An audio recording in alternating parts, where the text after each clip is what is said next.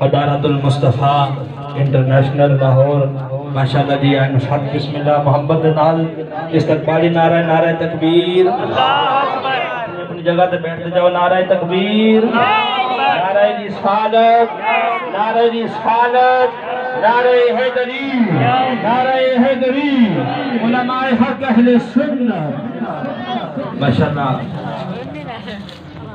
حضرات محترم بڑی خوش قسمتی الحمدللہ انتظامیہ محترم جناب بھائی محمد طاہر صاحب محمد اکبر صاحب محمد محسن صاحب اور محمد صدام صاحب اور محمد احسن علی محمد علی محمد اختر صاحب اور حافظ عثمان غنی صاحب اور میرے بھائی حافظ غلام یاسین صاحب اور محمد عدنان صاحب ماشاءاللہ انہوں نے بڑے ذوق دنال محبت دنال شوق دنال اپنے لاجپال نبی دی اس پاک وزم نو سجایا ہے اللہ پاک انہوں دی عمر دراز فرمائے اللہ پاک انہوں اس پاک روزے دی زیارت نصیب فرمائے اللہ پاک اتھ جانا صاحب دا قبول فرمائے دوستان محترم میں اسی مصر دنال قبلہ حضرت علامہ صاحب دا استقبال اور اختتامی مصرہ دوستان محترم بے حد نے عجب کام کیا کہ حد کر دی دوسری بھی کچھ بولنا تو صحیح بے حد نے عجب کام کیا کہ حد کر دی بے حد نے عجب کام کیا کہ حد کر دی گنجائش تنقید سبھی رد کر دی بے حد نے عجب کام کیا کہ حد کر دی گنجائش تنقید سبھی رد کر دی جاگتے بیٹھے تو ذرا اونچی بولو ہاں سبحان اللہ دوستان محترم لاہور تو ساڑھے کو مہمان تشریف لے کے آئے نہیں ذرا جاگن دا ثبوت ہے ہاتھوں کو بولو سبحان اللہ بے حد نے عجب کام کیا کہ حد کر دی گنجائش تنقید سبھی رد کر دی ہاں ہاں بے حد نے عجب کام کیا کہ حد کر دی ارے گنجائش تنقید سبھی رد کر دی ارے یہ نہ میں مصرع بھول رہا ہوں اور نہ ہی چھوڑ رہا ہوں کبھی کبھی اس ڈر سے نہیں پڑتا کہیں یہ محفل میں آنے والے میرا مصرع ضائع نہ کر بیٹھے کیونکہ بہت دیر میں بات سمجھنے کی کوشش کرتے ہیں بہت دیر میں بات سننے کی کوشش کرتے ہیں ارے میرا دل یہ چاہتا ہے کہ آج ایک بات کو دو بار نہ کیا جائے بس میں پڑھتا چلا جاؤں آپ سنتے چلے جائیں میں سناتا چلا جاؤں آپ سمجھتے چلے جائیں ارے میرے چوتھے مصرے پہ ہاتھوں کو بلند کر کے اس پاک مسجد میں بیٹھے ہوئے اپنی اس پاک بزم کو حسن دے دینا آہاں بے حد نے عجب کام کیا کہ حد کر دی ارے گنجائش تنقید سبھی رد کر دی ارے خود تو پردے میں رہا خود کو دکھانے کے لیے سامنے نظروں کے تصویر محمد کر دی ارے خود تو پردے میں رہا خود کو دکھانے کے لیے سامنے نظروں کے تصویر محمد کر دی نگاہیں برق نہیں چہرہ آفتاب نہیں وہ آدمی ہے مگر دیکھنے کی تاب نہیں بنا کے خالق آپ کو پیار سے یہ بولا میری مثال نہیں تیرا جواب نہیں نعرہ تکبیر لیکن یہاں چوکے سینہ رضا اللہ کے نعرہ تکبیر نعرہ رسالت نعرہ حیدری علماء حق اہل سنت محترم المقام جناب عزت امام ڈاکٹر محمد عبداللہ رضا مصطفی صاحب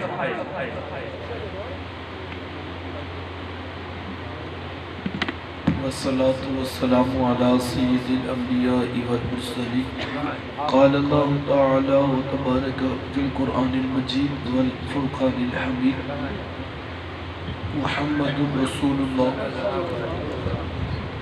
والذين معه أشداء على الكفار رحماء بينهم صدق الله العظيم اللهم صل على سيدنا ومولانا محمد مبارک وسلم حمد و صلاة کے بعد انتہائی واجب الاحترام ذوی الاحتشام برادران اسلام السلام علیکم ورحمۃ اللہ وبرکاتہ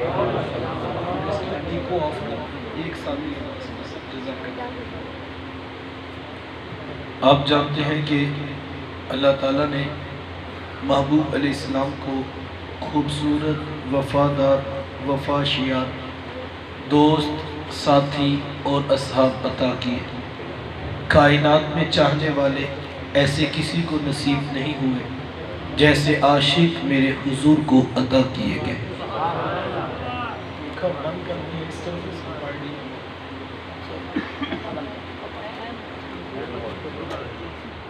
کس قدر اس کی ایکو آف کر دے، یہ دو مرتبہ جو آواز ہوتی ہے، ایک سنگل آواز۔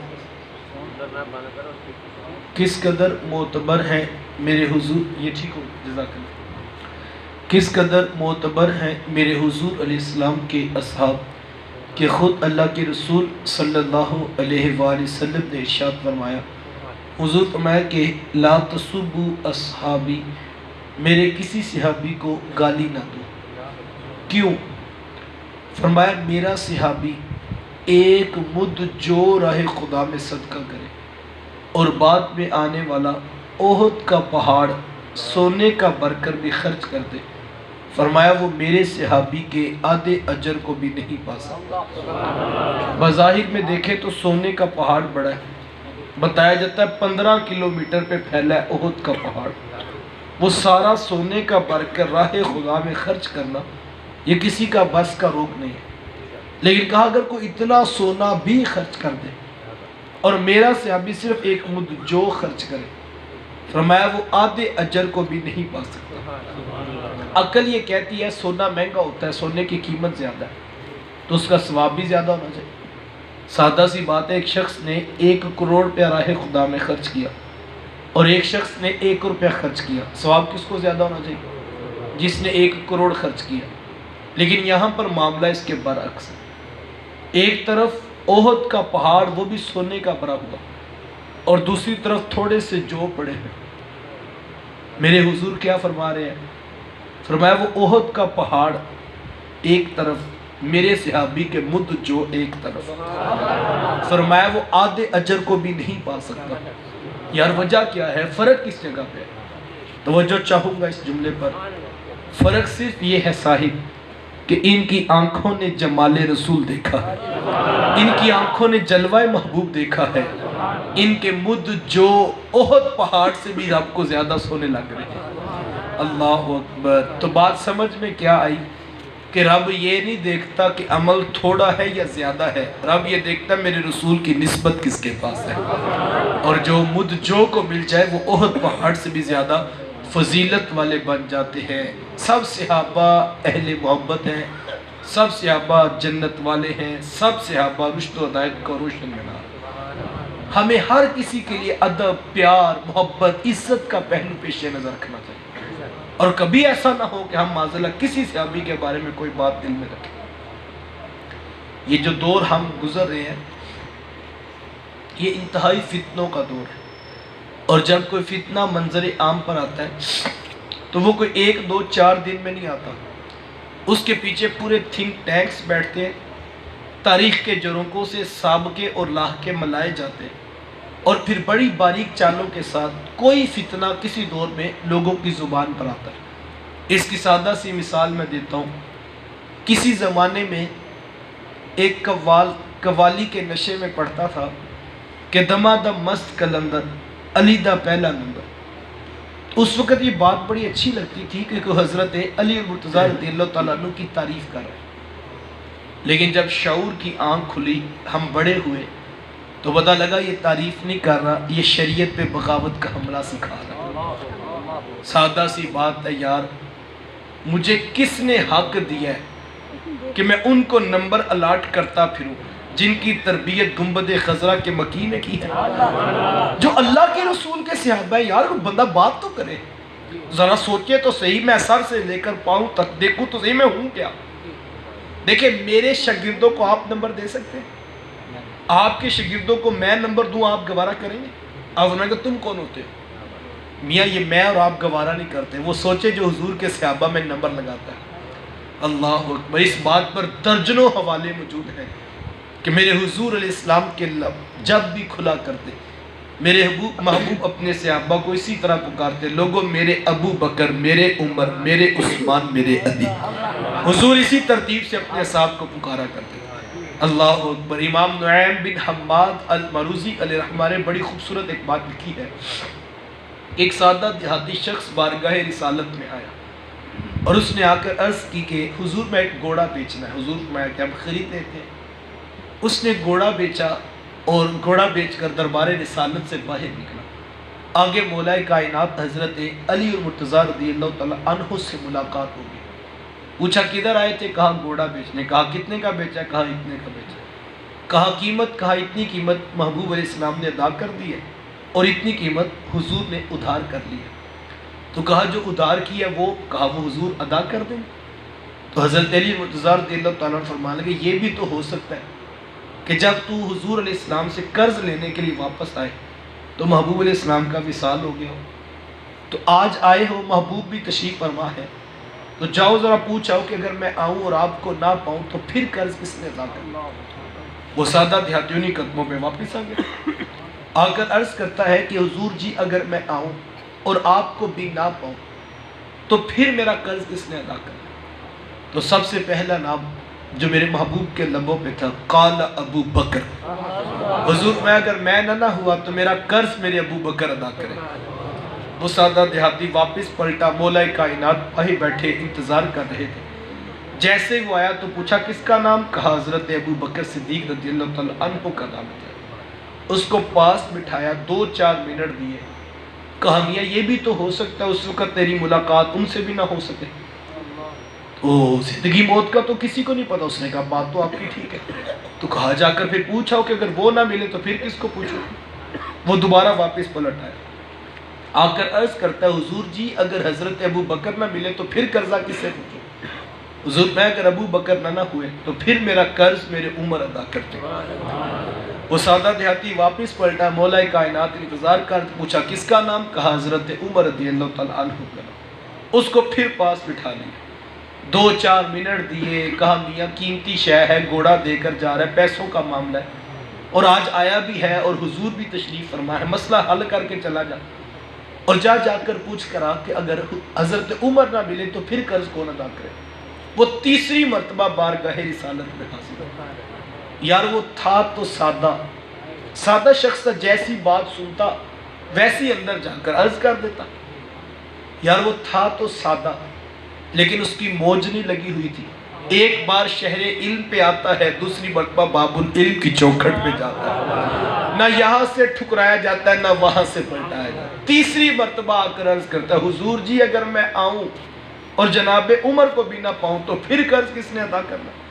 میرے حضور غصہ نہیں کرتے، جھڑکی نہیں دیتے، برا بلا نہیں کہتے کہ میاں میں دے دوں گا، میں نہ ہوئے ابو بکر نہ ہوئے عمر، 3 بندوں کے نام بتا رہا ہوں کہ ہمارے اوپر بھی تو اعتماد کرو۔ نہیں میرے حضور جھڑکی نہیں دیتے۔ اللہ اکبر۔ میرے کریم سے گر قطرہ کسی نے مانگا، دریا بہا دیے ہیں در بے بہا دیے ہیں۔ آنے والے کو سینے سے لگایا جاتا، آنے والے کو پیار دیا جاتا۔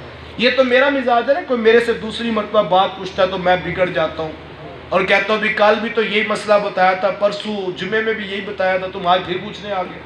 یہ میرا مزاج ہے کہ دوسری مرتبہ پوچھے میں ناراض ہو جاتا ہوں۔ میرے حضور ایسے نہیں تھے۔ میرے محبوب علیہ السلام سے کوئی 10 مرتبہ پوچھتا، میرے حضور مسکرا کے جواب بھی دیتے، ساتھ فرماتے میں نہیں بتاؤں گا تو کون بتائے گا۔ تیسری مرتبہ عرض کرتا ہے حضور جی اگر حضرت عمر رضی اللہ تعالیٰ عنہ نہ ملے تو پھر کیا کروں؟ تو حضور میں پریشان نہ ہونا، اگر عمر نہ ملے تو پھر میرے عثمان کے گھر چلے جانا، وہ میرا قرض ادا کرتے۔ اللہ اکبر۔ باہر پہنچا، پوچھا کس کا نام؟ کہا حضرت عثمان غنی رضی اللہ تعالیٰ عنہ۔ تو مولا کائنات کہنے لگے یار آیا تو ہوا ہے، ایک چکر اور نہیں لگا تھا؟ تو اس نے کہا جی پھر چلا جاتا ہوں۔ وہ پھر چوتھی مرتبہ آ کر عرض کرتا ہے کہ حضور اگر میں آؤں اور جناب عثمان کو بھی نہ پاؤں اور میرا قرض باقی ہوا تو پھر کون ادا کرے گا؟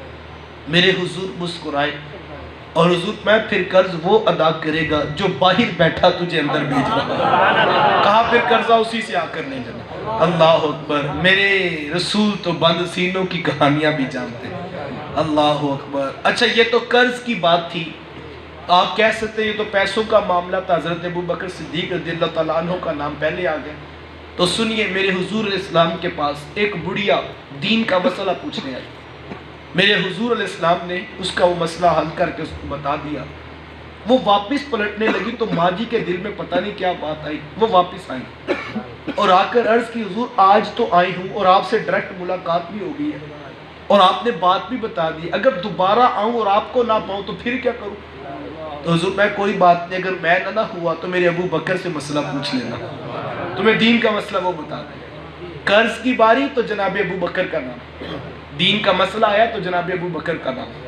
اللہ رضی اللہ تعالی عنہ. میرے حضور بیمار تھے، کمزوری اور نقاہت اتنی تھی کہ محبوب علیہ السلام سے اٹھا نہیں جا رہا.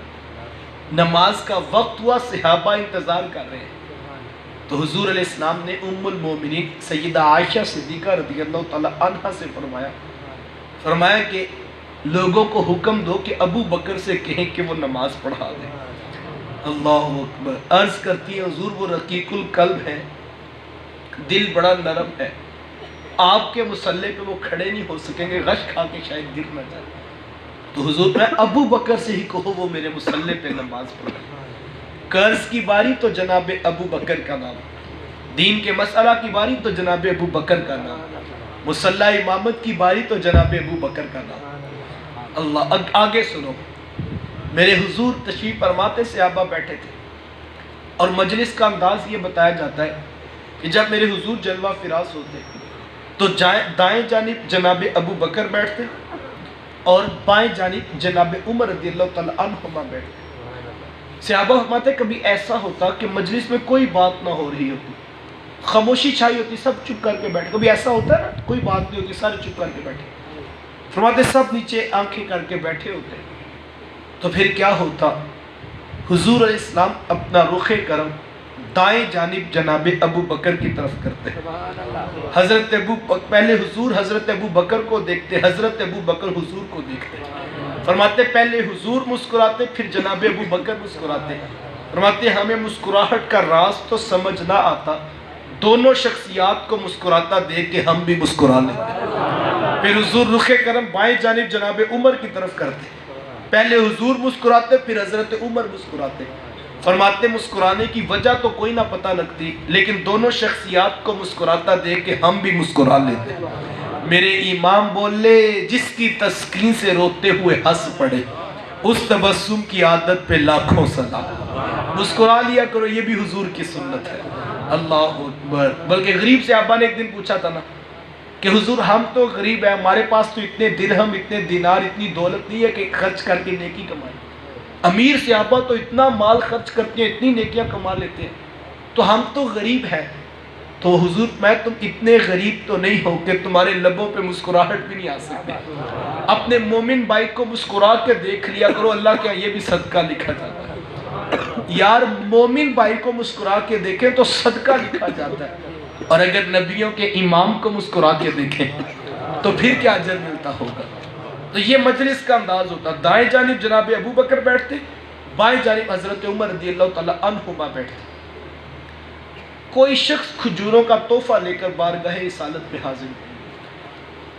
صحابہ کی عادت تھی جب نیا تازہ پھل پکتا مدینے میں تو سب سے پہلے لا کر حضور کی خدمت میں پیش کرتا، کیونکہ صحابہ جانتے تھے جب محبوب کھا کر دعا دیں گے پھر برکت اور طرح کی ہوگی. تو ایک شخص آیا، اس نے کھجوروں کا تحفہ پیش کیا. حضور علیہ السلام کی عادت کریمہ تھی، حضور جب کوئی چیز بانٹتے تو دائیں جانب سے بانٹتے، بلکہ ہر اچھے کام میں دائیں جانب کو پسند کیا. کنگھی کرنی ہے تو دائیں جانب، کپڑے پہننے ہیں تو پہلے دائیں جانب، مسجد میں آنا تو پہلے دائیں قدم. دائیں جانب میرے حضور کو بڑی پسند تھی. تو تبرک بانٹنا ہوتا تو حضور دائیں جانب سے ہی بانٹتے. اور یہ تو آپ سمجھ گئے ہوں گے کہ جب حضور دائیں جانب سے تبرک بانٹتے ہوں گے تو سب سے پہلے بھلا کس کو ملتا ہوگا؟ وہ تو جناب ابو بکر کو ہی ملتا ہوگا. تو حضور علیہ السلام نے یوں ہاتھ میں تبرک لیا اور یوں دینے لگے تو محبوب علیہ السلام کا ہاتھ رک گیا. وجہ کیا تھی؟ آج محفل کا انداز بدلا تھا. آج جناب ابو بکر نہیں بیٹھے تھے بلکہ ایک چھوٹا بچہ حضور کے ساتھ جڑ کے بیٹھا تھا. اللہ کو بات کیا سمجھ آئی کہ کوئی فکسیشن نہیں تھی کہ یہاں حضرت ابو بکر صدیق رضی اللہ تعالیٰ عنہ نے بیٹھنا ہے تو اور کوئی بیٹھ نہیں سکتا. یہ تو ہمارے اسٹیجوں کا حال ہو رہا ہے، یہاں ایم پی اے بیٹھے گا، یہاں ایم این اے بیٹھے گا، یہاں جس کی جیب میں نوٹ زیادہ وہ بیٹھے گا۔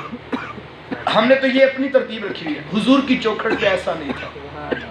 یار ذرا غور تو کیجیے، امام الانبیاء کے ساتھ بیٹھنا ہے، ایک چھوٹا بچہ بھی کندھے سے کندھا جوڑ کے بیٹھا ہوا، اللہ اکبر۔ تو حضور اسلام نے یوں ہاتھ بڑھایا تو چھوٹا بچہ بیٹھا تھا، تو حضور اس سے مخاطب ہوئے، حضور میں بیٹا حق تو تمہارا ہی بنتا ہے، کیونکہ محفل کا اصول ضابطہ یہی ہے کہ جو دائیں جانی بیٹھا ہوگا اسی کو تبرک کر لے گا، لیکن اگر تو کہے تو میں ابو بکر کو نہ دے دوں، اللہ، میں کہتا ہوں مولوی صاحب کو تو خلافت کا مسئلہ بنا ہے، میرے رسول تو کھجوریں بھی بانٹے تو دل کرتا ہے پہلے ابو بکر کو عطا کرو، یہاں تو کھجوریں بھی بانٹے تو پہلے ابو بکر کا خیال آتا ہے، اللہ اکبر۔ تو حضور میں بیٹا حق تو تمہارا ہی بنتا ہے، لیکن اگر تم کہو تو میں ابو بکر کو نہ دے دوں۔ تو بچہ آنکھیں نیچی کر کے عرض کرتا ہے کہ حضور جی آج نیڑے لگ کے بیٹھا اس لیے کہ پہلے تبرک میں نے لینا ہے، میرے حضور اسی کی جھولی میں محبتیں ڈال دیتے ہیں، اللہ اکبر۔ تو صحابہ اہل بیت سے پیار کیا کرتے تھے، اہل بیت صحابہ سے پیار کیا کرتے تھے۔ ام المومنین سیدہ عائشہ صدیقہ رضی اللہ تعالی عنہ پوچھتی ہیں کہ ابا جی ایک بات تو بتائیں، کہا بیٹا پوچھو کیا ہے؟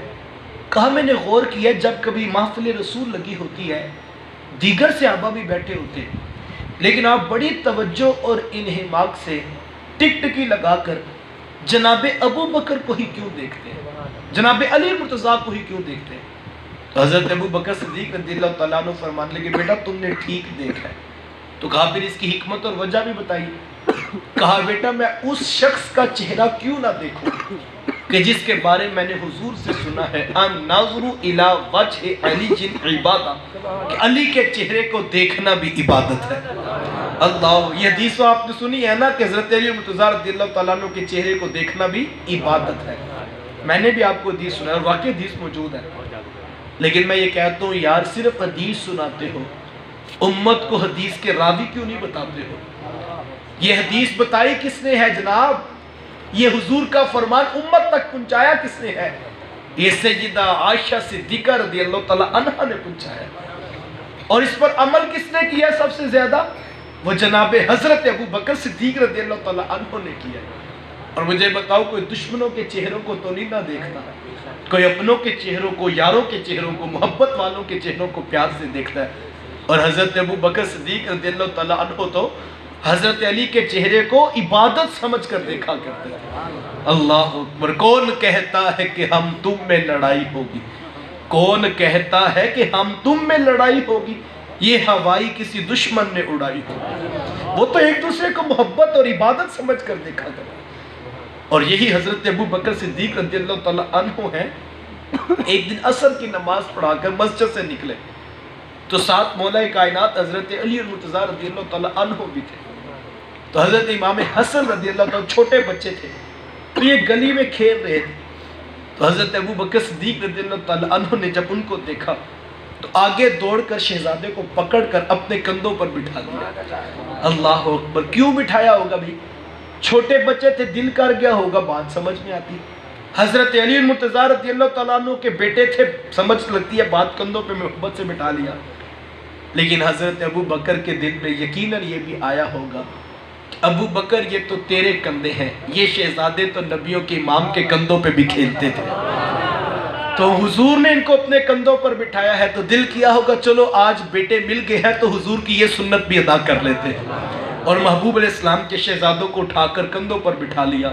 حضرت علی دیکھ کر مسکرا رہے ہیں، اور ساتھ پتہ کیا فرمایا حضرت ابو بکر؟ کہا اے علی یہ حسن مجھے آپ پر تو نہیں لگتا، یہ تو مجھے میرے رسول کی تصویر لگتی ہے، یہ تو مجھے میرے رسول کا شہزادہ لگتا ہے اور میرے رسول کا جو ہے شبیہ لگتی ہے۔ تو حضرت علی کہنے لگے ابو بکر میں نے کب کہا ہے، یہ واقعی اپنے نانا کی تصویر ہے، اور یہ جو ہے اپنے جو ہے وہ نانا کی جو ہے وہ شبیہ ہے، اتنا پیار کیا۔ حضرت عمر رضی اللہ تعالیٰ کتنا پیار کرتے ہیں، حضرت عمر رضی اللہ تعالیٰ عنہ وظائف بانٹنے لگے تو اپنے بیٹے کو وظیفہ دیا، آگے حسنین کریمین رضی اللہ تعالیٰ عنہما شہزادے بھی کھڑے تھے، اپنے بیٹے کی نسبت 2 گنا وظیفہ شہزادوں کی خدمت میں پیش کیا، تو بچے ہوتے، تو ابن عمر رضی اللہ تعالیٰ عنہ نے کہا جی میں عمر میں بھی بڑا ہوں اور میں نے جہاد بھی کیا ہے، مجھے ان کے جتنا یا ان کو میرے جتنا حصہ ملتا تو بات سمجھ میں آتی، میرے سے بھی 2 گنا وظیفہ زیادہ کیوں دیا گیا؟ سوال کر دیے، بچے تھے۔ حضرت عمر رضی اللہ تعالیٰ عنہ سے جب یہ سوال ہوا، حضرت عمر رضی اللہ تعالیٰ عنہ جلال پہ آگے کہا بیٹا عمر تمہیں بھی 2 گنا وظیفہ دے گا، لیکن عمر کی ایک شرط ہے۔ کہا جی وہ شرط کیا ہے؟ کہا بیٹا پہلے ان کے نانا کے جیسا نانا لا کے دکھاؤ، کہا ان کے بابا کے جیسا بابا لا کے دکھاؤ، کہا ان کی ماں کی جیسی والدہ لا کر دکھاؤ۔ کہا جانتے ہو ان کے نانا کون ہیں؟ ان کے نانا تو گنبد خضرا کے بقی ہیں، ان کے نانا تو امام الانبیاء صلی اللہ علیہ وسلم ہیں، اور ان کے بابا تو شیر خدا جناب علی المرتضیٰ رضی اللہ تعالیٰ عنہ ہیں، اور ان کی والدہ تو سیدہ فاطمہ بنت رسول ہیں۔ کہا یہ رشتے تم لے کر آج عمر تمہیں بھی 2 گنا وظیفہ عطا کرے گا۔ اللہ اکبر۔ یہی ابن عمر رضی اللہ تعالیٰ عنہ ہے کہ آپ شہزادوں کے ساتھ کھیل رہے تھے، تو کھیلتے کھیلتے کسی بات پر اختلاف ہوا، تو بچے ہوتے، ابن عمر رضی اللہ تعالیٰ عنہ نے سینہ تان کر کہا مجھے جانتے نہیں، میں امیر المومنین کا بیٹا ہوں، یار جن کا باپ 22 لاکھ مربع میل کا حاکم ہو، باپ آدھی دنیا کا بادشاہ ہو تو ناز تو آ ہی جاتا ہے۔ کہا مجھے جانتے نہیں، میں امیر المومنین کا بیٹا ہوں۔ اچھا جن کو یہ بات کہی گئی تھی وہ کون سا کم تھے؟ وہ بھی تو جنتی جوانوں کے بھی سردار تھے۔ کہا جناب یہ امیر المومنین کا لقب، یہ تخت و تاج، یہ خلافت، یہ حکومت، یہ سب کچھ تو آج ملا ہے، ہم بڑی اچھی طرح جانتے ہیں ہمارے نانا کے در کے نوکر ہوا کرتے تھے۔ جب یہ بات سنی تو ابن عمر کو جواب نہ آیا، جب جواب نہ آیا تو گھر کی طرف دوڑ لگائی اور کہا ابا جی آج بڑی عجیب بات ہوئی۔ کہا بیٹا آج کیا ہوا؟ کہا ہم یوں کھیل رہے تھے تو کھیلتے کھیلتے اختلاف ہوا، تو میں نے کہا کہ میں امیر المومنین کا بیٹا ہوں، تو میں نے تو ٹھیک ہی کہا تھا، لیکن مجھے آگے سے جواب دیا گیا کہ امیر المومنین تو آج بنے ہیں، ہمارے نانا کے در کے نوکر ہوا کرتے تھے۔ کہا بیٹا انہوں نے یہ بات کہی ہے؟ کہا جی بالکل میں اپنے کانوں سے سن کے آیا ہوں۔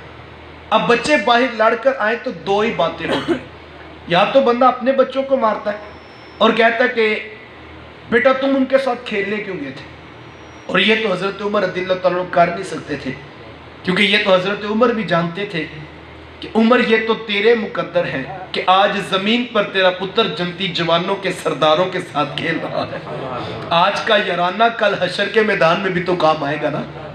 یا دوسری صورت یہ ہوتی بندہ دوسروں کے گھر میں جا کر دستک دیتا ہے اور کہتا ہے تم نے ہمارے بچوں کو بات کیوں کی؟ تو کہا کہ آؤ بیٹا ان کے گھر چلتے ہیں۔ دروازے پر دستک دی تو پوچھا کون؟ حضرت عمر رضی اللہ تعالیٰ عنہ۔ اب شہزادے ہمت نہیں کر رہے دروازہ کھولنے کی، چونکہ روب تو تھا حضرت عمر رضی اللہ تعالیٰ عنہ۔ دوسری مرتبہ دستک دی تو ہچکچاتے ہوئے دروازہ کھولا تو حضرت عمر رضی اللہ تعالیٰ عنہ نے شہزادوں کو قریب کیا اور کہا بیٹا میں نے یہ بات سنی ہے کہ تم نے یہ کہا ہے کہ میں امیر المومنین تو آج بنا ہوں، تمہارے نانا کے در کا نوکر ہوا کرتا تھا، تو کیا بیٹا تم نے یہ بات کہی ہے؟ کہا جی انہوں نے کہا کہ میں امیر المومنین کا بیٹا ہوں، تو ہماری زبان سے جواب میں یہ جملہ نکل گیا۔ کہا بیٹا تم نے کہا ہے؟ کہا جی کہا تو ہے، لیکن ہم نے کوئی تانا بھی نہیں دیا۔ حضرت عمر رضی اللہ تعالیٰ عنہ کی آنکھوں میں آنسو آگے۔ کہا بیٹا یہ بات کاغذ کے ٹکڑے پر لکھ کے عمر کو دے دو، عمر وہ ٹکڑا سنبھال کے رکھے گا اور کل قیامت کے دن اپنے رسول کو دکھائے گا کہ حضور یہ دیکھیے عمر کو سند غلامی آپ کے گھرانے سے ملی۔ کون کہتا ہے کہ ہم تم میں لڑائی ہوگی، یہ ہوائی کسی دشمن نے اڑائی ہوگی۔ وہ شیر و شکر تھے یار، وہ پیار کرنے والے تھے، وہ محبت کرنے والے تھے، وہ اللہ رسول سے پیار کیا کرتے تھے۔ اللہ اکبر، کتنا پیار کیا کہ یہ محبت کا دین اپنی اولادوں کو سکھاؤ، پیار کا دین اپنی اولادوں کو سکھاؤ۔ وہ دین دین رسول نہیں ہے جس میں ادب صحابہ کا نہ ہو، وہ دین دین رسول نہیں جس میں اہل بیت کی محبت نہ ہو۔ ادب کا دین سکھاؤ، محبت کا دین سکھاؤ، پیار کا دین سکھاؤ۔ کون سا دین سکھاؤ؟ وہ جو پیر فیض الحسن شاہ صاحب بیان کیا کرتے۔ آپ خطبہ دیکھ کر نکلے تو ایک نوجوان نے آپ کو پکڑ لیا، کہا حضرت ایک مسئلہ تو بتائیں۔ کہا پوچھو بیٹا کیا ہے؟ کہا یہ بتائیں کہ سیدہ فاطمہ تو زہرا رضی اللہ تعالیٰ عنہا افضل ہے یا کہ سیدہ عائشہ صدیقہ رضی اللہ تعالیٰ عنہا افضل؟ پوچھنے والے نے تو آپ کو پھنسانا چاہا تھا کہ اگر اس طرف جائیں گے تو میں دوسری طرف کھڑا ہو جاؤں گا، ادھر جائیں گے تو میں ادھر آ جاؤں گا۔ لیکن جن کو عقائد کی خیرات گنبد خضرا کے مکین کے قدموں سے ملی ہو، انہیں اس طرح کے سوال پریشان نہیں کرتے۔ کہا بیٹا یہ بھی کوئی پوچھنے والی بات ہے؟ کہا جی، تو پھر آپ بتا دیں۔ کہا بیٹا دیکھو، اگر تم دیکھو بیٹی ہونے کی حیثیت سے تو سیدہ فاطمہ تو زہرا رضی اللہ تعالیٰ عنہ بیٹی ہے امام الانبیاء کی، اور سیدہ عائشہ صدیقہ رضی اللہ تعالیٰ عنہ بیٹی ہے جناب ابو بکر صدیق کی۔ تو بیٹا یہ کیسے ہو سکتا ہے کہ نبیوں کے امام کی بیٹی سے جناب ابو بکر کی بیٹی افضل ہو جائے؟ تو اس نے کہا جی یہ تو نہیں ہو سکتا۔ کہا بیٹا اب دیکھو بیوی ہونے کی حیثیت سے تو سیدہ عائشہ صدیقہ رضی اللہ تعالیٰ عنہ بیوی ہے امام الانبیاء کی، اور سیدہ فاطمہ الزہرا رضی اللہ تعالیٰ عنہ بیوی ہے جناب علی المرتضیٰ کی۔ تو بیٹا یہ بھی نہیں ہو سکتا کہ نبیوں کے امام کی بیوی سے علی کی بیوی افضل ہو جائے۔ یعنی مطلب کیا کہ اگر حضور کی نسبت سے دیکھو گے ہر کوئی تمہیں بڑا نظر آئے گا، اور تم ہر کسی سے پیار کرو گے، ہر کسی کی عزت۔ یہ کام کرنے والا ہے۔ اپنی اولادوں کو یہ چیزیں سکھاؤ، اور یہ سکھانے کا انداز کیسے ہوگا اور اس کا بڑا اثر ہوتا ہے۔ کرنا کیا ہے، چھوٹی سی ایک کلاس روم تھی، اور جماعت میں استاد نے بچوں سے یہ سوال پوچھا کہ بیٹا تم بڑے ہو کر کیا بننا چاہتے ہو؟ کوئی بچہ کہتا ہے میں ڈاکٹر بننا چاہتا ہوں، کوئی کہتا ہے انجینئر بننا چاہتا ہوں، کوئی کہتا ہے میں پائلٹ بننا چاہتا ہوں۔ اب مختلف جواب آ رہے تھے۔ ظاہر بات ہے جو بچوں کے دل میں ہم ڈالتے ہیں بچے اسی کے مطابق سوچتے ہیں۔ اب بات چلتی چلتی ایک بچے تک پہنچی، تو استاد نے پوچھا بیٹا تم بڑے ہو کر کیا بننا چاہتے ہو؟ تو بچہ اعتماد سے کھڑا ہوا اور اس نے کہا استاد جی میں نا بڑے ہو کر صحابی رسول بننا چاہتا ہوں۔ استاد صاحب بصیرت اس نے بیٹے کو قریب کیا، کہا بیٹا تم صحابی رسول کیوں بننا چاہتے ہو؟ تو جو بچے نے جواب دیا وہ میرے آدھے گھنٹے کا 35-40 منٹ کا فلسفہ ہے۔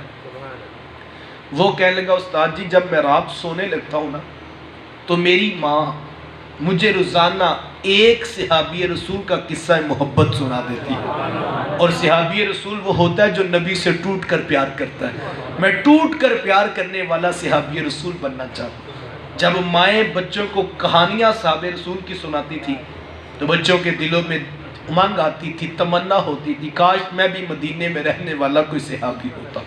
یہ دل کرتا تھا، اور یہ کام ہے اصل کرنے والا۔ میں آپ کو اتنے لوگ بیٹھے ہیں، میں آپ کو کہتا ہوں ہر گھر میں محفل میلاد ہونی چاہیے، ہر گھر میں آل رسول کا ذکر ہو، ہر گھر میں اہل بیت رسول کا ذکر، ہر گھر میں صحاب رسول کا ذکر ہو۔ محفل کے لحاظ میں 200-400 بندہ اکٹھا کریں، 4-5 دیگے پکائیں تو پھر ہی محفل ہوتی ہے۔